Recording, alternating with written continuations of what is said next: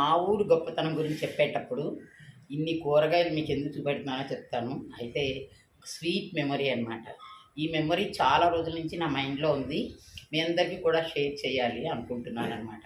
So, నేను అమ్మ family log నుంచి శోభని మాట్లాడుతున్నాను. అందరూ అందరికీ తలో మెమరీ ఉంటుంది కదా! ఆ మెమరీ మీరు కూడా గుర్తుపెట్టుకోవచ్చు. సరేనా? అయితే ఈరోజు నేను చెప్పబోయే ఈ వెజిటబుల్స్ గురించి ఓ స్వీట్ మెమరీ. ఇక్కడ నేను చెప్పొచ్చేది ఏంటంటే, మా మావయ్య గారు, మా తాతగారు అంటే వాళ్ళిద్దరూ మామ అల్లుళ్ళు అనమాట. వాళ్ళు సంత రోజుని సంతకు బయలుదేరేవారనమాట.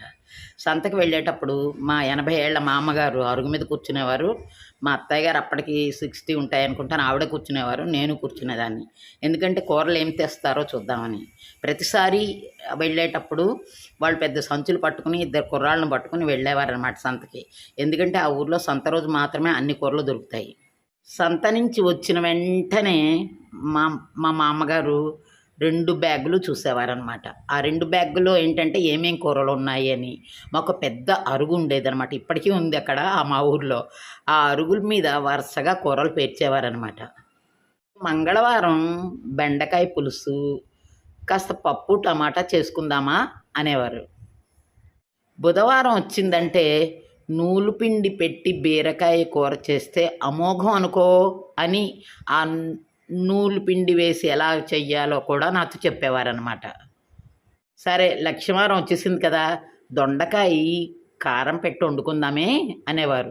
ఎందుకంటే ఆవిడకి అంత వంటలన్నీ బాగా వచ్చనమాట.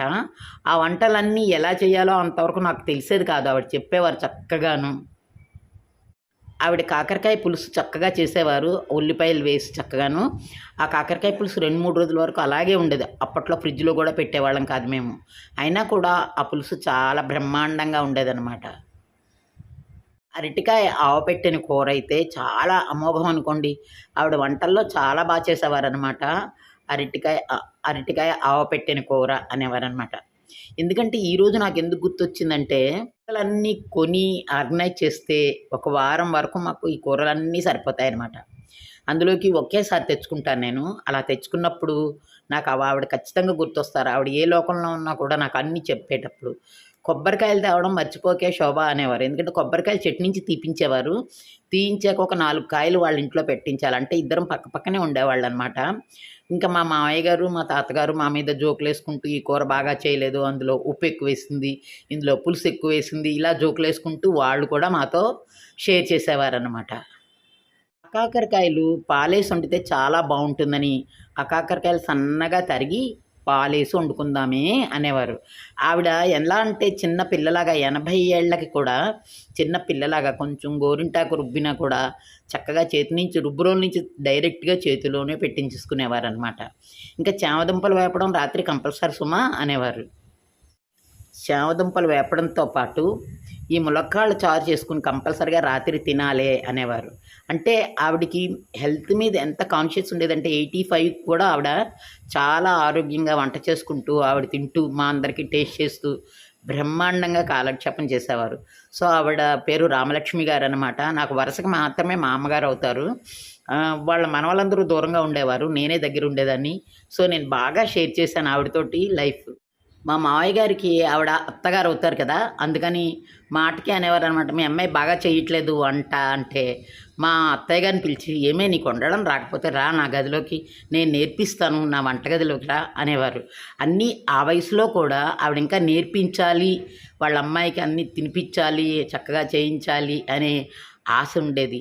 నిజంగా ఆ మాటలు, ఆ పద్ధతులు గుర్తొస్తే చాలా బాధ అనిపిస్తుంది. ఈ రోజుల్లో ఎంతమంది ఉన్నారు చెప్పండి అలాగా ప్రేమగా.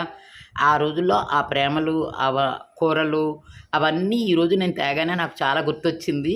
అందుకే మీతో షేర్ చేశాను. అయితే ఈరోజు కూడా నేను ఇలాగ పచ్చిమిరపకాయలు, అరటికాయలు, బెండకాయలు, కాకరకాయలు, దొండకాయలు, ఆకాకరకాయలు, బీరకాయలు, టమాటాలు, చామదుంపలు, ములగకాడలు, కొబ్బరికాయలు, పళ్ళు ఇవన్నీ తెచ్చుకున్నాననమాట. ఒక్కసారి నాకు పెద్ద ఆవిడ గుర్తొచ్చారు. ఎందుకంటే ఆవిడ వారానికి ముందే ప్లాన్ చేసేవారు. నాకు నవ్వొచ్చేది. నిజంగా ఆ వారం వరకు మనం ఎలా ఉంటామో నెక్స్ట్ డే హోప్ ఉండదు. కానీ ఆవిడ చనిపోయే వరకు కూడా మర్నాడు ఏం చేయాలి అనేది ముందు రోజు ప్లాన్ చేసేవారు. ఎప్పుడైనా హోప్ ఈజ్ గాడ్ అండి. నాకు అలాగనిపించేది. వెజిటబుల్స్ ఫ్రిడ్జ్‌లో ఇలా పెట్టుకుంటానండి. ఫ్రిడ్జ్ ఆర్గనైజేషన్ ఎలా చేస్తున్నానో చూడండి. ఇలాగా ఖాళీ చేశాను. కూరలన్నీ తీసుకొచ్చాక ముందు ఫ్రిడ్జ్ ఖాళీ చేసి నీట్‌గా చేసేసుకుంటాను. అప్పుడు ఫ్రిడ్జ్‌లో పక్క ఈ డిష్‌లో కూరలు ఇక్కడ, అలాగే బయటవి డిష్‌లో పెట్టవలసినవి బయట, ఇంకో బయట పెట్టవలసినవి ఇంకో బయట, ఇట్లా పెట్టుకొని కూర్చుంటానండి. ఇది నా ఆర్గనైజేషన్ అనమాట.